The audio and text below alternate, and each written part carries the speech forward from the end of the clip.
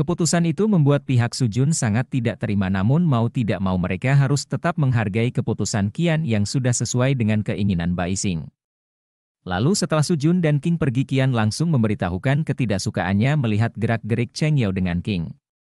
Hal itu pun membuat Cheng Yao menjelaskan pada Qian jika mereka hanya teman biasa sebab King adalah senior Cheng Yao semasa kuliah dulu. Cheng Yao juga dibuat kesal oleh Qian karena setelah Qian mengomeli dirinya, ia malah tetap meminta Cheng Yao untuk memasak makan malam untuknya.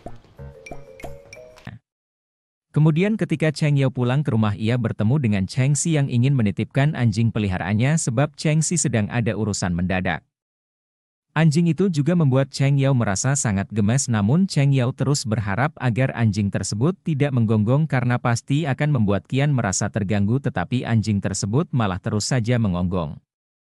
Awalnya Cheng Yao berusaha menutupi suara gonggongan anjing tersebut, namun lama-kelamaan Qian pun menegur Cheng Yao sampai akhirnya anjing itu keluar kamar dan Qian pun menjadi ketakutan.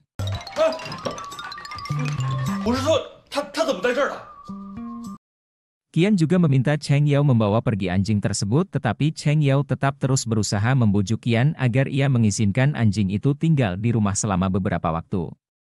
Cheng Yao pun akhirnya mengatakan bahwa ia sudah mengetahui penyakit yang Qian idap, dan hanya ialah yang bisa menyembuhkan penyakitnya tersebut.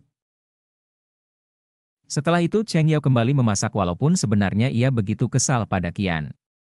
Menyadari kekesalan Cheng Yao membuat Qian berbesar hati mengizinkan anjing Cheng Si tinggal di rumah mereka. Keesokan harinya Cheng Yao pergi bekerja seperti biasa, tetapi kali ini Cheng Yao datang terlambat. Akhirnya Bao memberitahu Cheng Yao jika Qian menitipkan sebuah pesan sebelum Qian pergi ke bandara. Cheng Yao diminta untuk menyambut kedatangan Bai Xing di firma hukum mereka. Tugas itu pun tidak membuat Cheng Yao keberatan sama sekali. Tak berselang lama akhirnya Bai Xing sudah bersama Cheng Yao, namun kali ini Bai Xing meminta bantuan Cheng Yao secara khusus untuk mewakilkan dirinya berbicara pada Sujun karena Bai Xing tidak memiliki keberanian sebab kepribadian Sujun yang begitu buruk. Mendengar semua cerita sedih Bai Xing membuat Cheng Yao terpedaya dan merasa sangat iba. Akhirnya Cheng Yao pun bersedia membantu Bai Xing walaupun sebenarnya tindakan Cheng Yao belum tentu diizinkan oleh Qian.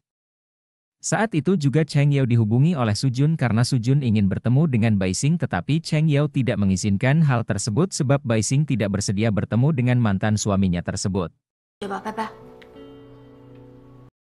Lalu ketika Cheng Yao ingin pulang ke rumah, ia malah dihentikan oleh keberadaan Sujun yang terus meminta Cheng Yao untuk mengatur pertemuannya dengan Bai Xing.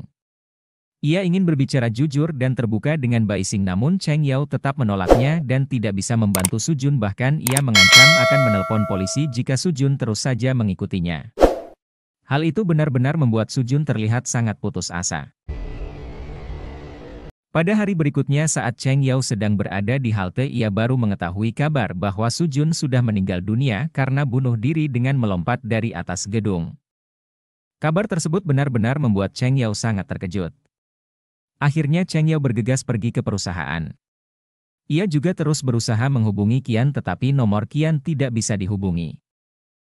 Tak hanya itu, semua karyawan di perusahaan juga terus membicarakan peristiwa yang menghebohkan tersebut, bahkan Bai Xing pun sudah menjadikan Deng Ming sebagai pengacaranya.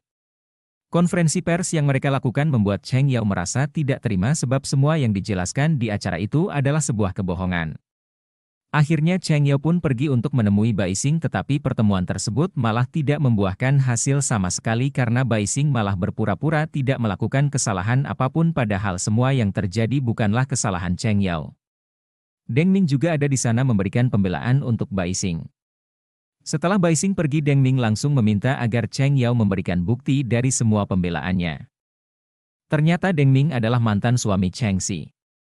Tak berselang lama Qian pun ada di sana dan ia pun langsung memberikan pembelaan untuk Cheng Yao dan ia pun meminta dengan tegas pada Sujun untuk tidak melakukan trik apapun lagi. Kemudian Qian membawa Cheng Yao ke sebuah tempat. Di sana Cheng Yao mengakui semua kesalahannya karena tidak mendengarkan nasihat Qian, namun Qian malah sempat tidak mempercayai Cheng Yao jika Cheng Yao memang tidak bersalah sama sekali sebab Bai Xing sendirilah yang meminta bantuan Cheng Yao untuk berkomunikasi dengan Sujun, tetapi ternyata Qian sangat memperdulikan Cheng Yao. Ia hanya ingin Cheng Yao bisa melindungi dirinya sendiri karena menjadi seorang pengacara bukanlah hal yang mudah. Qian juga percaya bahwa Cheng Yao tidak melakukan sesuatu yang sampai membuat seseorang bunuh diri. Di malam hari mereka pun makan malam bersama. Kali ini Cheng Yao khusus melayani Qian dengan begitu baik sebagai ucapan terima kasihnya, tetapi Qian malah terlihat canggung dengan situasi tersebut. Lalu ketika Cheng Yao sedang menulis, ia kembali mengingat pertemuannya bersama Su Jun. Hal itu membuat Cheng Yao masih merasa sangat bersalah. Keesokan harinya Cheng Yao mendapati saudara laki-laki Su Jun yang sedang melampiaskan amarahnya di depan semua wartawan, bahkan ia terus menyalahkan Cheng Yao atas kematian Su Jun karena sudah menghalangi adiknya berkomunikasi dengan mantan istrinya yang membuat adiknya menjadi putus asa. Komentar netizen juga benar-benar membuat Cheng Yao merasa sangat terpukul sebab mereka mengatakan jika Cheng Yao adalah seorang pembunuh dan merusak reputasi pengacara, bahkan ada seseorang yang sampai menghubungi Cheng Yao hanya untuk mengatainya sebagai seorang pembunuh. Tak berselang lama Qian pun ada di sana dan langsung mematikan telepon Cheng Yao. Ia terlihat begitu mengkhawatirkan keadaan Cheng Yao. Akhirnya Qian mengajak Cheng Yao untuk pergi ke sebuah restoran. Ternyata Qian mengundang King untuk bertemu di sana karena Qian ingin mengetahui lebih dalam tentang kasus Su Jun. Saat itu Cheng Yao baru mengetahui jika sebenarnya Bai Xing dan Su Jun adalah orang yang sama-sama saling memanfaatkan, tetapi kali ini Bai Xing ingin melempar kesalahannya pada Cheng Yao.